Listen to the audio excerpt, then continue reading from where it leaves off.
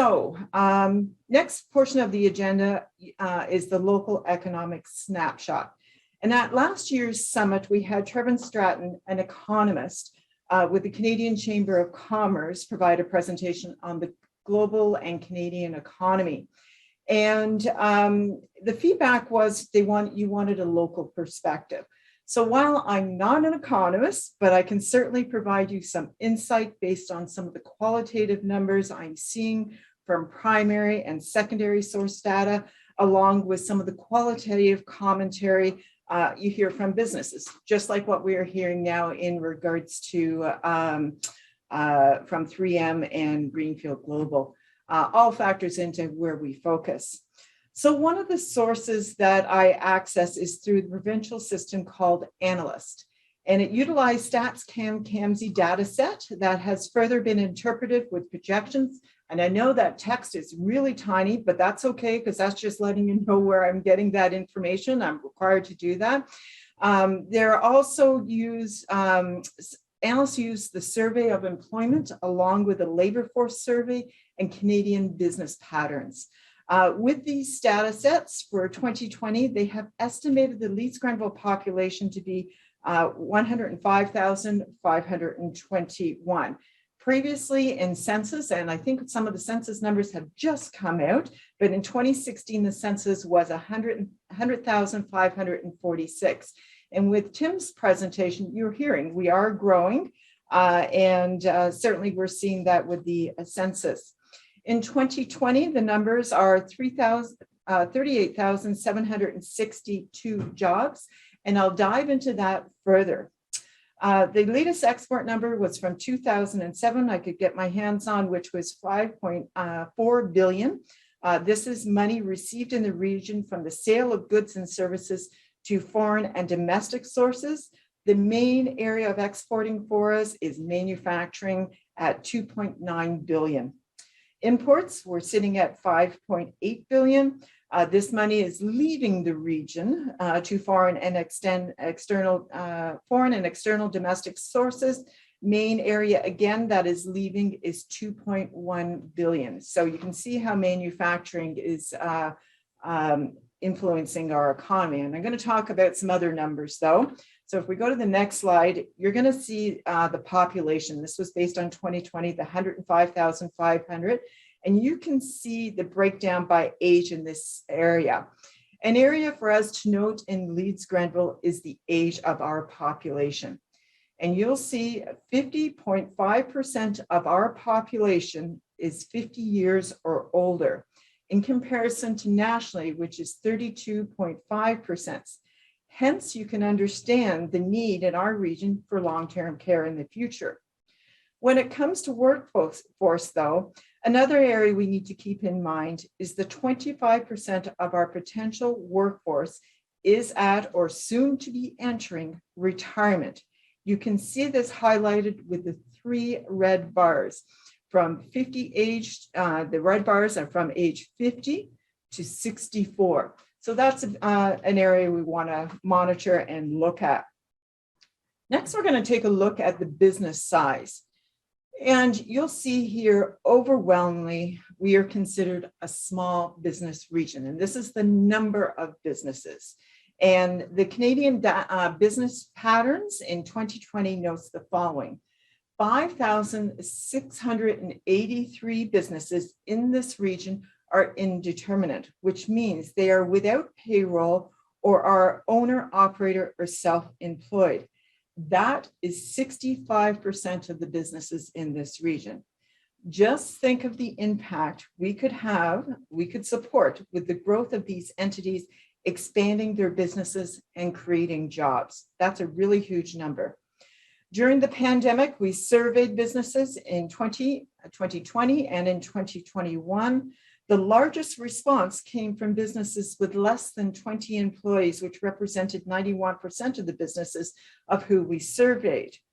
We can see here, this is a close representation as we have 96% of our businesses are less than 20 employees.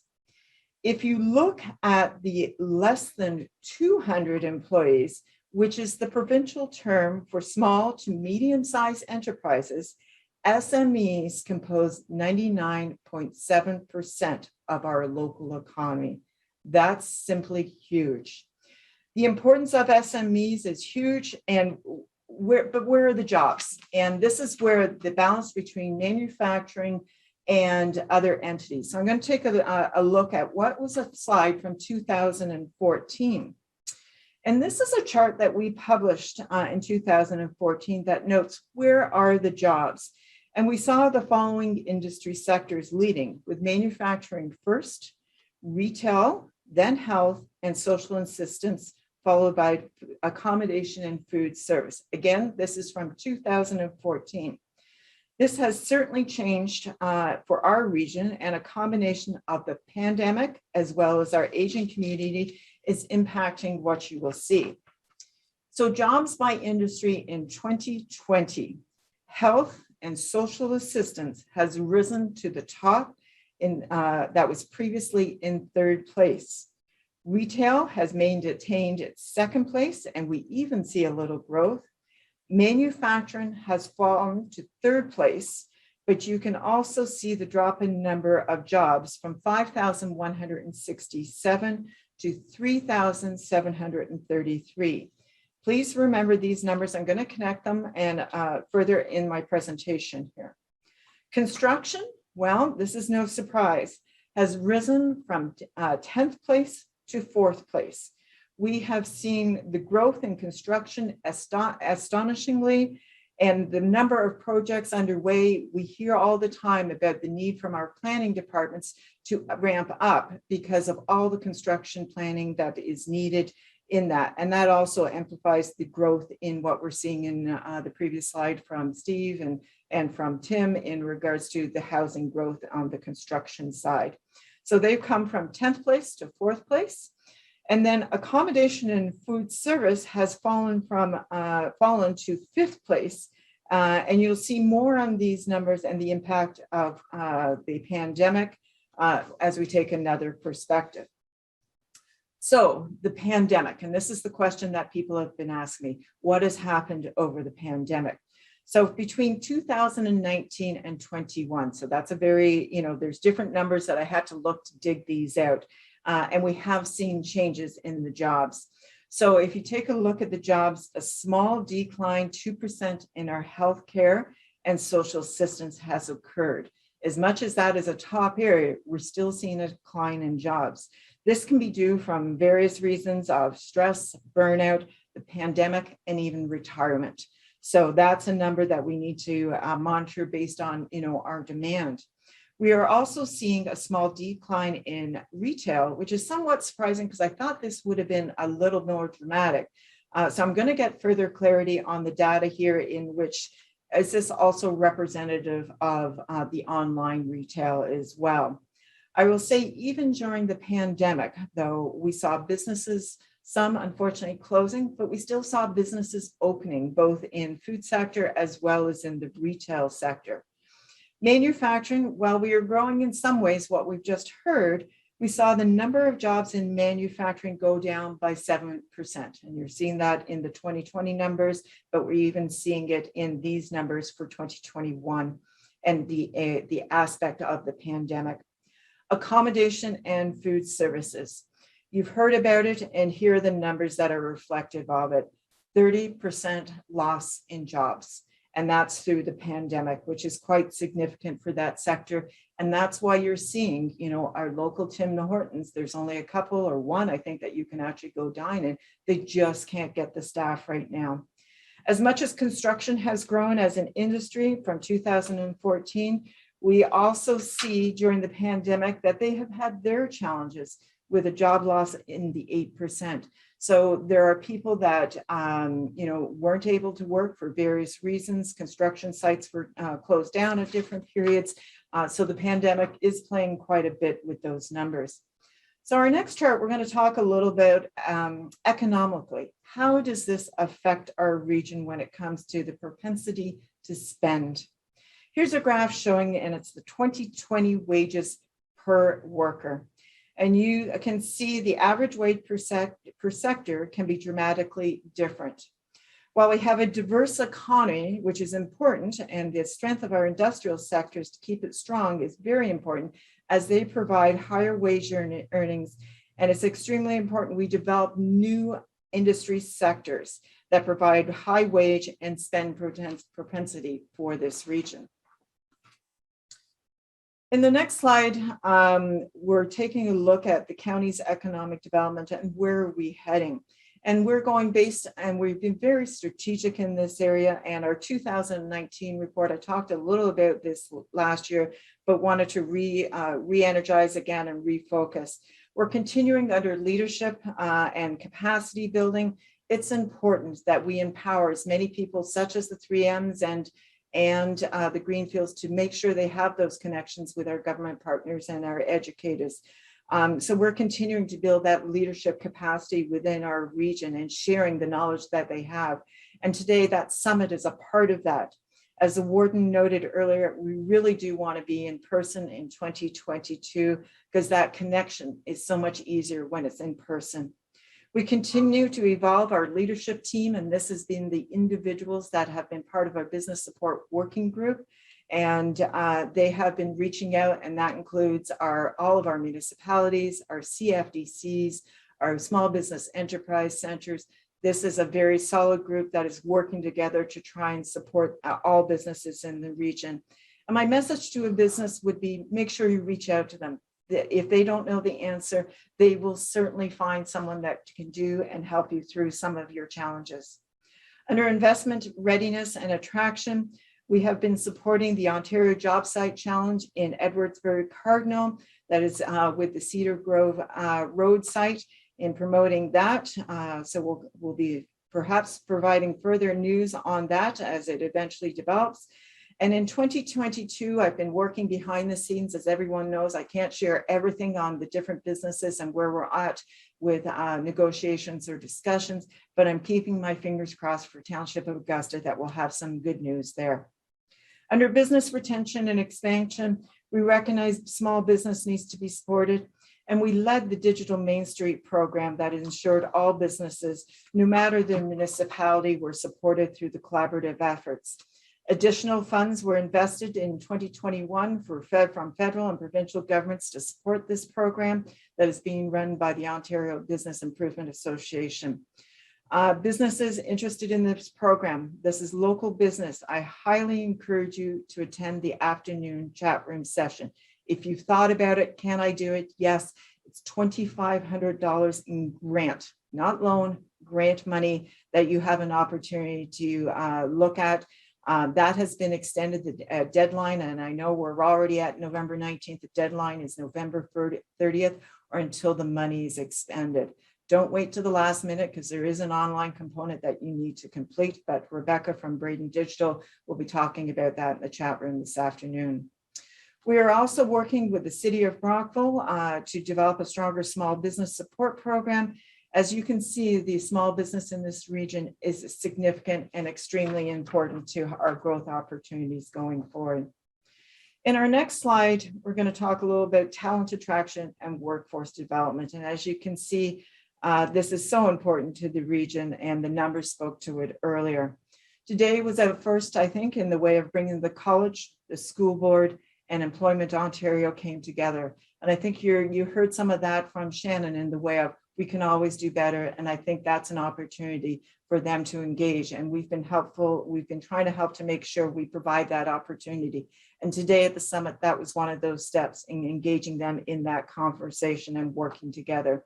It's, there's so many different areas where people enter the workforce, and our role is to try and narrow the gap between educators and employers.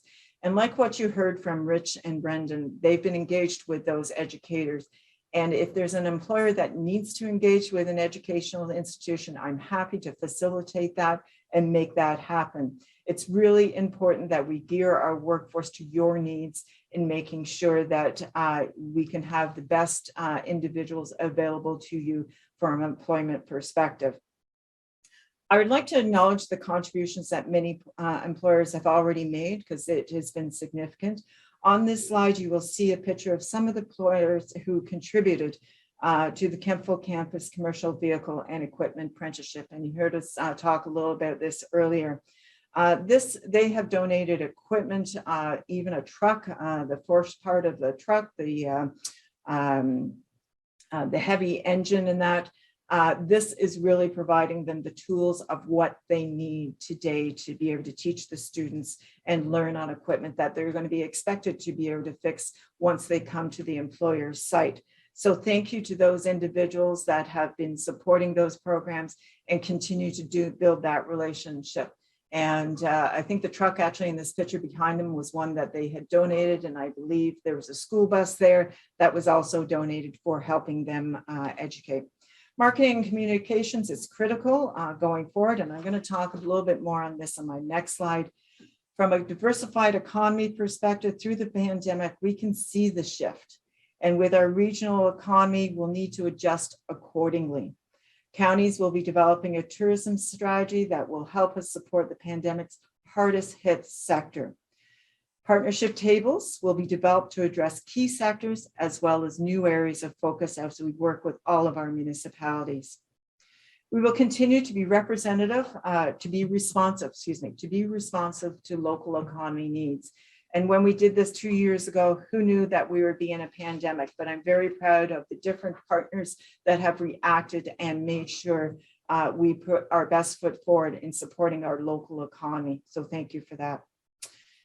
In the next slide, as I mentioned, communication is absolutely critical. And how do we communicate? Well, we need a directory of information. And as you saw, we have 8,000 businesses. In our directory, we haven't got that number, and we need to reach out and find ways to make sure we're connecting with all of our businesses in the region. In order for us to do that effectively as possible, we ask if you know of businesses or are businesses to make sure you are listed in our directory. And you can see the web URL, investleadsgrenville.com/directory in the screen here. Please make sure that we do that. We try to connect with all of our municipalities yearly to see if there's business opening and closing, and there's so much movement right now with that happening. Please keep us up to date. And this directory is shared amongst many of the municipalities at their local level on their website. Our second area is the e-newsletter. And please make sure you're receiving these. They come out every other week. We have had many wonderful businesses featured in each edition, from our B&Bs to our new developments to our resorts, retreats. And sometimes we get the comments of, wow, I never knew that was here. And that's part of, there is so much to see and do in our region. And we really need to know what's in our backyard and support local. We also include information, and this is the value for our businesses. We include information on the funding programs and training and workshop opportunities. There are so many different funding programs opening and closing, and you just heard me talking about Digital Main Street. There are many others, and Shannon talked about the Ontario Canada Job Grant. Keep in touch with us, make sure you're getting it. And that's where we post those changes that are happening, is in our e-newsletter. And there's so many different training opportunities that are very either free or cheaply priced, along with our library of different webinars. Use that tool at your convenience, but there's lots of opportunities to get information. And I know marketing and social media, Jeanette and Cindy are going to be on talking about small businesses and all the different programs that they have running. So, you know, they've been running so many different workshops and do a great job in bringing specialists to everyone. This is one of the e-news is one of our strongest communication tools. So I encourage you, if you have not already subscribed, to please do that at investleadsgrenville.com/e-news. Thank you, and I'll do my best to answer any questions, and I'm also available in the chat room at 1:45, Economic Development, Regional Brainstorming, and so I'll certainly see if there are any questions. And so I'm going to start to just kind of move forward on the wrapping up portion of this for the morning.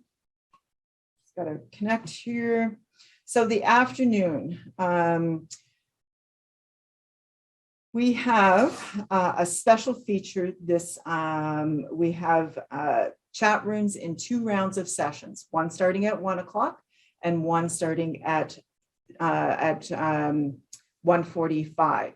And they're 45 minutes each because you have had to, your feedback was we needed more time to talk and communicate amongst ourselves. So there's 3 chat room sessions. And you can see the first round here, available funding and programs, and that's with the Ministry of Economic Development, Job Creation and Trade.